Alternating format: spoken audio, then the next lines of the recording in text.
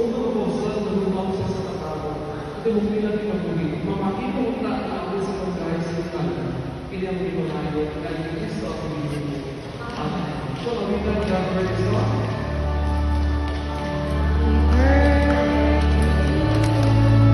Happy birthday to you. Happy birthday, happy birthday.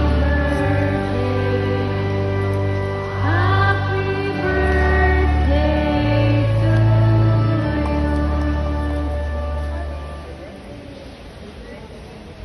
Kapalang kuntungkin, cing kapalang kuntungkung, cing kapal... magsayaw-sayaw man. Cing kulong kuntungkung, tungkulin kuntingkini. Sibuk-cok. Oh, hindi pwede. Panahon sa TikTok, wala ka mag-post. God will sa imong live. Nakurap na hindi ka, wala ka. Corrupted ka na. Mag-post ka, pero nakita sa mga TikTok. Corrupted ka na. Kadugay, nagka-bidaot na yun. Anong din Bronco sa ka. Grabe, ang dami niya rin. Di na. Para di na ka makado sa katuig.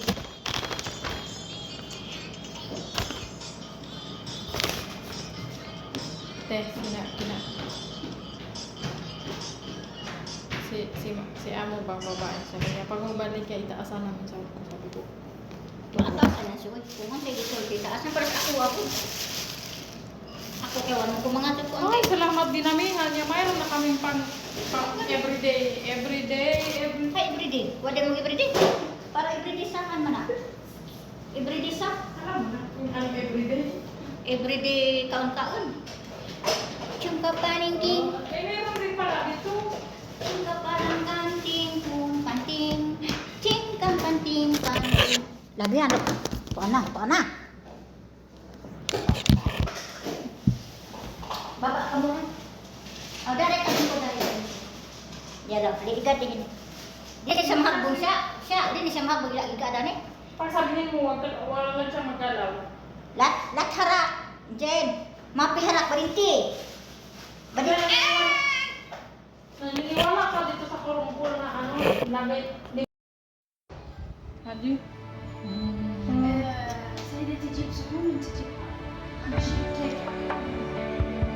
Masyado. Mabrok.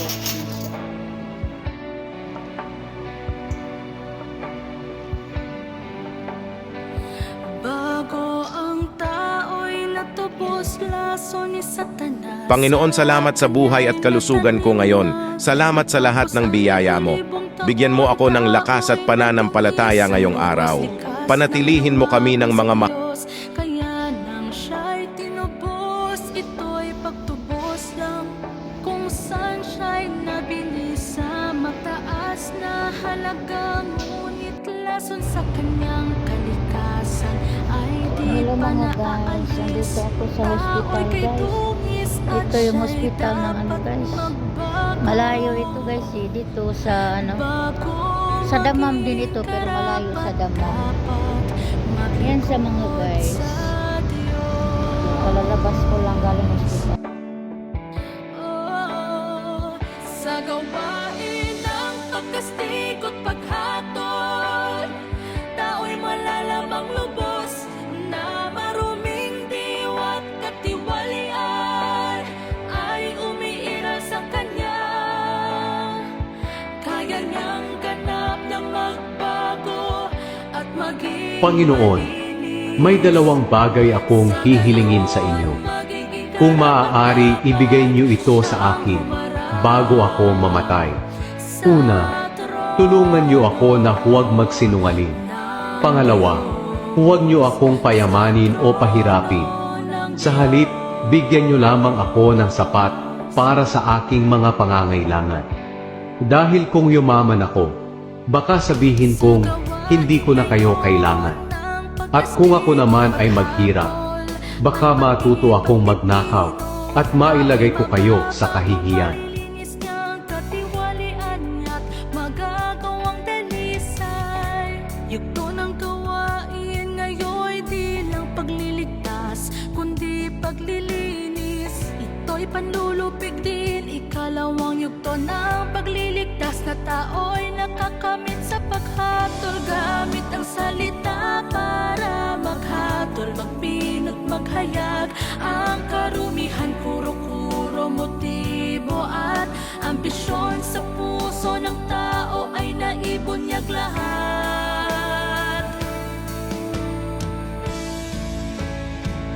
Sa gawain ng pagkastig at paghatol, tao'y malalamang lubos na maruming diwa't katiwalian ay umiiral sa kanya.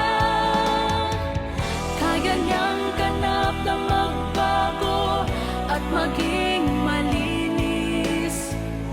Sa gayon, magiging karapat-dapat siyang humarap sa trono ng Diyos, sa trono ng Diyos.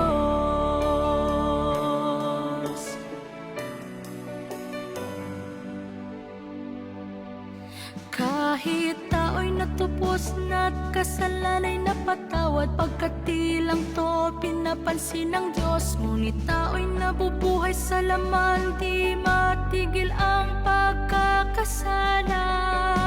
Paulit-ulit ihahayag niya ang tiwalit sa tanikong disposisyon. Karamihan ng tao sa araw ay nagkakasala para lang sa gabi mangumpisal.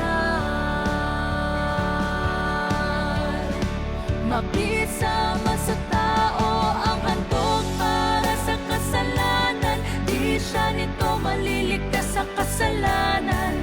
Kalahati lang ng pagliligtas ang natatapos, pagkat tao'y tiwali pa rin.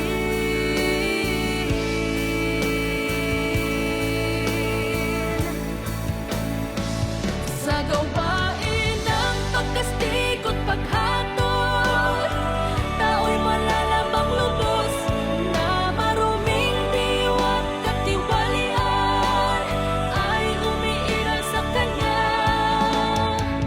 Kaya niyang ganap na magbago at maging malinis. Sa gayon, magiging karapat-dapat siyang humarap sa trono ng Diyos, sa trono ng Diyos.